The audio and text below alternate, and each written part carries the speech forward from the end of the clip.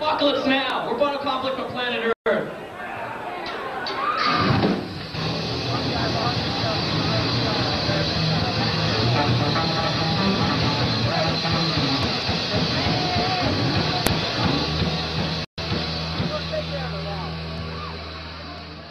I got into punk rock in the late 70s.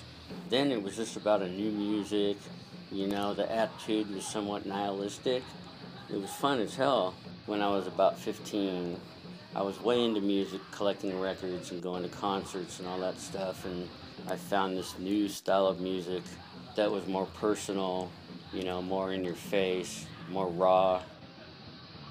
I joined the Marines because I didn't know the draft was going to be stopped. So I figured if I'm going to join, I'll join the Marines because they're the toughest. The things I learned as a Marine really was, you know, they turned me from a boy into a man. But then at the same time, I started hating the government because I had friends that were dying over in Lebanon, and it was pissing me off. Ronald Reagan represented corruption. His cronies kept his nose clean, but he was a dirty motherfucker.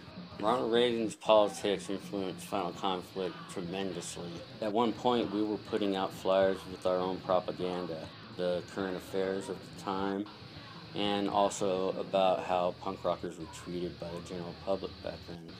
We were treated like a bug on the wall that you wanted to smash. You would get jumped all the time. You know, the cops, they were just entertained by punk rockers back then. You know, we weren't even seen as human, so they would just beat you.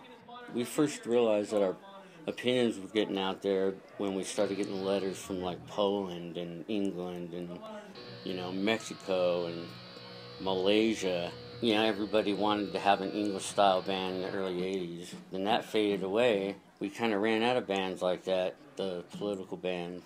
They all disappeared, except for us.